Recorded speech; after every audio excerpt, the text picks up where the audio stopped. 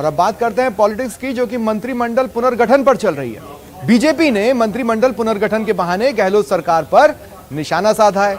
उपनेता प्रतिपक्ष राजेंद्र राठौड़ ने सीएम गहलोत के सियासी क्वारंटीन पर तंज कसा और इसी बहाने कांग्रेस की अंदरूनी सियासत पर भी निशाना साध लिया। मंत्रिमंडल पुनर्गठन बहाना, गहलोत सरकार पर निशाना। पुनर्गठन पर बीजेपी का सियासी तंज, दिल्ली दूत पर बीजेपी का निशाना। मंत्रिमंडल पुनर्गठन पर पॉलिटिक्स। मंत्रिमंडल का पुनर्गठन करने का इरादा मुख्यमंत्री जी का है नहीं। बहुत से लोगों की जागटें और शेरवानी टंगी की टंगी रह गई है और आपस में अंतर्कलह के कारण से मुख्यमंत्री साथ नहीं जुटा पा रहे हैं कि वो मंत्रिमंडल का पुनर्गठन करें।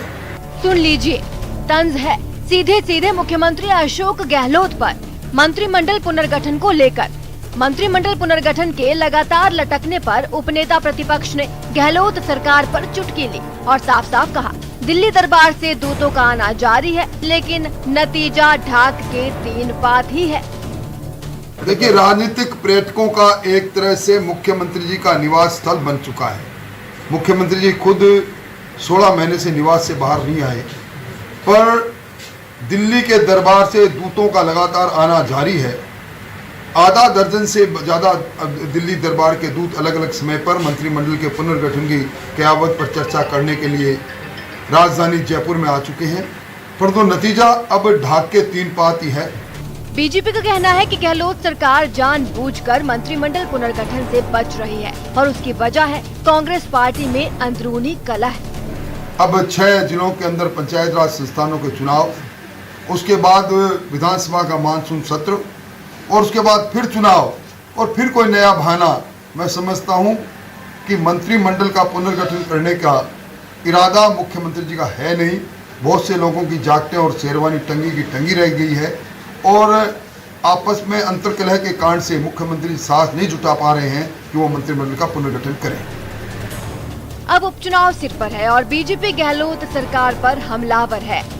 मंत्रिमंडल पुनर्गठन में हो रही देरी को बीजेपी पार्टी का अंदरूनी कलह बताकर अपनी सियासत चमकाना चाहती है, यानी अपनी पार्टी से ज्यादा विरोधी पार्टी की फिक्र। चुरू से न्यूज़ 18 राजस्थान के लिए मनोज शर्मा की रिपोर्ट। और अब बात करते हैं बाढ़ पीड़ित इलाकों के दौरे पर निकली पूर्व सीएम वसुंधरा राजे की, जिन्होंने लोगों के दुख पर मरहम लगाने के साथ ही अपनी सियासी मौजूदगी का भी एहसास कराया। सरकार को नसीहत तो दी ही, साथ ही विरोधियों को पोस्टर पॉलिटिक्स पर सीख देकर अपनी नीति साफ कर दी। देखिए झालावाड़ से ये खास रिपोर्ट। सरकार को नसीहत, विरोधियों को सीख। आप लोगों के द्वारा रिक्वेस्ट की थी सरकार को, तुरंत उनको ध्यान देना चाहिए और तुरंत, क्योंकि ये 4 डिस्ट्रिक्ट्स हैं। झालावाड़ से राज्य का संदेश। पॉलिटिक्स ही सब कुछ नहीं होता। जब आप लोगों को अपनाते हो तो उसमें से पॉलिटिक्स पैदा होती है, उसमें से वोट पैदा होते हैं। प्रदेश में चुनावी माहौल है और काफी वक्त से मरूधरा की सक्रिय सियासत से दूर रही पूर्व सीएम वसुंधरा राजे बाढ़ प्रभावित इलाकों में पीड़ितों का दुख बांटने पहुंची। झालावाड़ के दौरे में वसुंधरा राजे ने बगैर किसी तरह की शिकायत किए सरकार से पीड़ितों को फौरी राहत देने की अपील की। जो भी उन लोगों को करने की ज़रूरत है, चाहे वो बिजली के लिए थोड़े से बिल माफ़ करने का हो जाए, चाहे आपको तुरंत भोजन पैकेट्स वगैरह का इंतज़ाम करने की ज़रूरत हो जाए, ये सब चीज़ों का काम उन लोगों को करना चाहिए विदाउट वेस्टिंग एनी टाइम। ये वसुंधरा राजे की सियासत का अंदाज है जो सीधे लोगों को उनसे कनेक्ट करता है। मरूधरा की सियासत में अपना दबदबा रखने वाली वसुंधरा ने पिछले काफी वक्त से चल रही पोस्टर पॉलिटिक्स को लेकर भी विरोधियों को जवाब दिया। हम लोगों को जितना हो सके डिस्ट्रिक्ट एडमिनिस्ट्रेशन को क्या कहते हैं इनकरेज करना चाहिए, ताकि वो एरियाज के अंदर जा के और लोगों की सुध लें। जो मैंने कल मीटिंग हुई है उसमें उन लोगों को सबको ये कहा है और कि भाई वो जाएं गांव के अंदर जाएं, लोगों से बात करें और लोगों की जो प्रॉब्लम्स हैं उसको सॉल्व करने की कोशिश करें।